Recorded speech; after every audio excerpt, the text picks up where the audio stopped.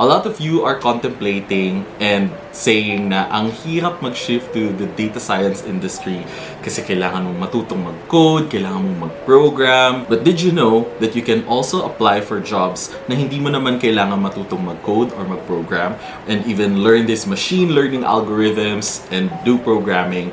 And there are jobs available in the data science industry that you can apply for.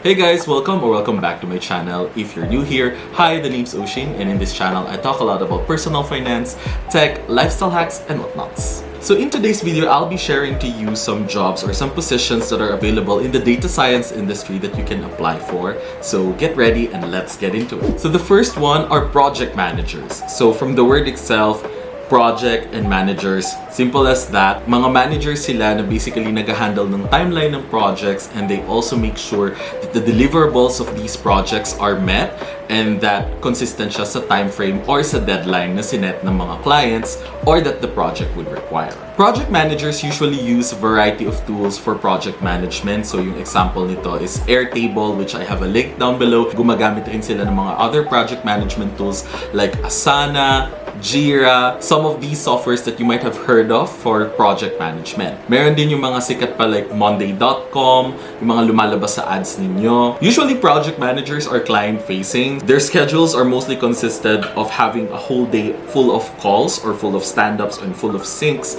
either with clients or either with the dev teams. So in short, sila yung nagiging bridge between the developers or the data scientists and the clients. Some project managers would take certification courses for them to be recognized as project managers. So the most common ones would be yung Scrum certification or yung Lean Six Sigma. Tapos meron pa silang mga tinatawag na waterfall framework. As far as I know, Agile and waterfall, these are frameworks for project management, and they're heavily used by project managers by basically managing projects. So if you're someone who's a little bit extroverted and who likes client-facing and talking in general and talking to clients, then maybe a project manager position is the right position or a right job for you. So the second position would be positions under operations. So from the word itself, the job basically helps the company or the organization running from its day-to-day operations. The people involved in this team are usually under human resources, so finance, admin works, the paperworks and all of that, para at least smooth yung operations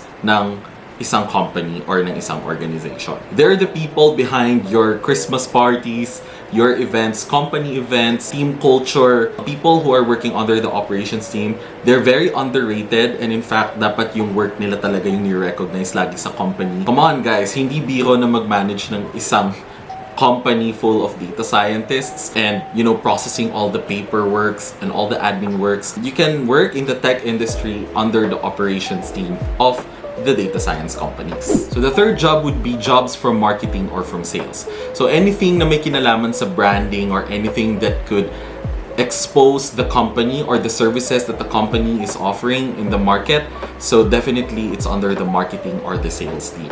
Some of the people here are working under business development specialists. So sometimes they're the people who would scope with the clients kung anong gagawin sa data nila and ano ba yung mga costing and pricing. This is true for a lot of tech consultancy jobs. Marketing positions are extremely important para ma-expose yung company sa market. So the fourth one, of course, are the executive ones or the business owners. So minsan ito yung tinatawag nila na C-level clients. Ito yung mga tao na usually in charge for the decision making. So basically, yung business owners. So these business owners, they do not really need to know programming and know how to code. They just need to know how to run a business. So these are usually your vice presidents, your directors. Sila yung usually nagde-decision making every day or every single day, especially with clients or with the products that they're working on. Another non-tech role that I would like to share to you guys is that apparently, unlike big tech companies, they have this thing called tech advocates. Right now, I know with all of the massive layoffs that's happening in the US right now from tech companies. But you know what guys, these big tech companies, meron silang tinatawag na cloud wars. Basically, naglalaban-laban yung mga big tech companies on offering their cloud services. I learned this term from another YouTuber, si Bukola. So if you want to follow her, I'll make sure to put her YouTube channel down below. She's a tech advocate from Google, and basically yung work niya is that she makes content on anything that's related to Google Cloud. So who are these big cloud providers now? So of course we have AWS. I believe AWS is still the largest cloud provider in the whole world. And then we also have Microsoft Azure, and then we have Google Cloud Platform. Basically yung tatlo, AWS, GCP, and Microsoft Azure, these are the top three that I would say they're having their cloud wars right now, and they're competing for revolutionizing basically cloud platform services in the whole world.